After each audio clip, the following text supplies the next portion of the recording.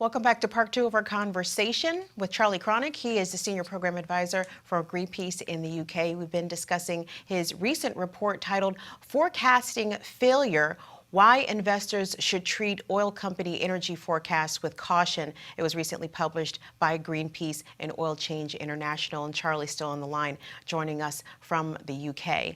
So, Charlie, what were some of the assumptions that they were making in their forecast, the oil companies that is, that you found problematic from both shareholder and climate change perspectives?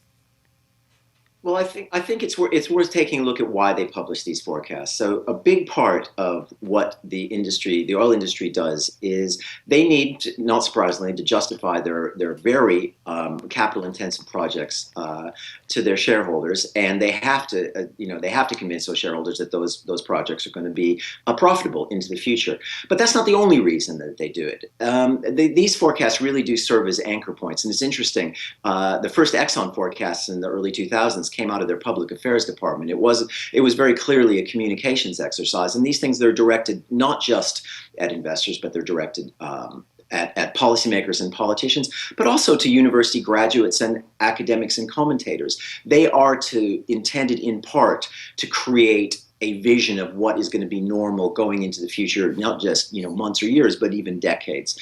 So that's why these assumptions are so important, because even if you didn't care about climate change, which clearly, working for Greenpeace, I do, even if you cared about the future of your investments, you should be concerned that not that these forecasts are right, or even that they're wrong, but that they might leave out really, really important changes. So one really interesting assumption that the industry has made is that, for example, electric vehicles will have a very small effect on the demand for oil going forward into the future, that they might penetrate only 5 or 6% of the market over decades. But they're way, way below some of the other commentators, whether it's Bloomberg or Citibank or University College in London. There are a range of commentators who have very, very different views, who say that it could make a dramatic an impact on the demand for oil as the supply glut that caused the oil price crash just a couple of years ago. Now, the oil companies just assume that those guys are wrong. But what if, on the other hand, the oil company's wrong, and there's a tremendous impact on their investments? They've spent a lot of time and money convincing not just their investors, but policymakers that the future is going to be the way the past was. And there's a very, very strong likelihood that that's not going to be the case. So the report forecasting failure, why investors should treat oil company energy forecasts with caution, it outlines not only how shareholders are being misled about the future of fossil fuels being a good business venture, but also the consequences of these in-house forecasts for action on climate change. So discuss that for us. Well, one of the really interesting things is that the Paris Agreement in 2015, which was the big moment in global climate politics, set out a really, really ambitious program for reducing carbon emissions, which would in turn keep global average temperature increases well below 2 degrees and even as low as 1.5 degrees above the sort of previous levels before climate change started to kick in. Now, what's really interesting, we're already at 1.1 degrees, so we're a long way down the road. We really, really have to have dramatic decreases in the way we use fossil fuels if we're going to have a hope of staying under those 2 or even 1.5 degree limits. Now, if you compare the range of models that the world's scientific community has put together for that reductions, we really, really have to dramatically reduce, up to 60 to 80% of all fossil fuels need to be reduced by the middle of this century, by 2050, and then down to virtually nothing by 2100. That's to have a chance to stay within those limits. If you look then at the oil company forecasts for the same periods of time, they're nowhere near that, and fossil fuel, and particularly oil and gas consumption, stay virtually flat going out for 2 or 3 decades. There is just this huge gap between what we need to do to avoid the worst impacts of climate change and what the oil industry projects will be their future. So we're left with this really quite odd situation where if the future works out well for the oil companies, it pretty much works out catastrophically for everybody else. If you flip that around and you look at it in such a way as we respond to climate change in a way that actually gets close to avoiding the worst impacts, it leaves the oil companies in a very, very bad position. So you also looked at how the Paris Agreement in some cases altered in-house forecasts. So talk about that as well. Well, that's the trouble. They don't alter in-house forecasts. If the Paris Agreement was to be, if we were to meet the ambitions of the Paris Agreement, fossil fuels, particularly oil and gas, would drop dramatically just in the next few decades.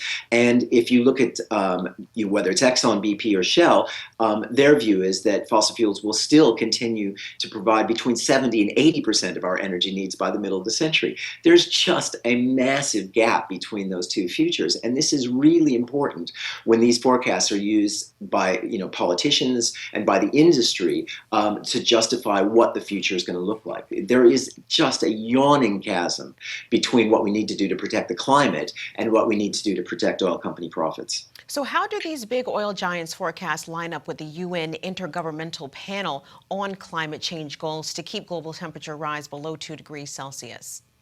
They're just miles apart. The UNFCCC looks at the whole range of scientific assessments out there and tries to draw a composite picture. The oil industry takes their own views, and if I could show you the graph, I would. But basically, imagine a huge white space on your blank piece of paper between what the oil industry says is going to happen and what the science community says is necessary. It's just a massive difference. Now, I think it's really important to remember when you're talking about forecasts or scenarios is that when we are talking about the future, it's very, very difficult to say my prediction is going to be right and his prediction is going to be wrong, or her prediction is going to be right and my prediction is going to be wrong. But what's really important is that anybody can be wrong. And what the oil industry is doing is telling not just their investors, but also the public and politicians is, trust us, we're going to be right, when all the evidence of their past prediction gives us quite a lot of reason to be skeptical about their track record in the past. So Charlie, finally, has the horse left the barn in terms of flourishing renewable energy, and whether or not the fossil fuel companies are simply delaying the inevitable, which of course could have great worldwide impacts? Well, I think the jury's still out. I mean, there's no question that the renewable energy revolution is well on the way. The costs are coming down so dramatically at the utility level. Where you get your electricity when you plug your plug into the wall socket. Renewables are already competitive with any new form of generation. They're cheaper than anything else that's out there.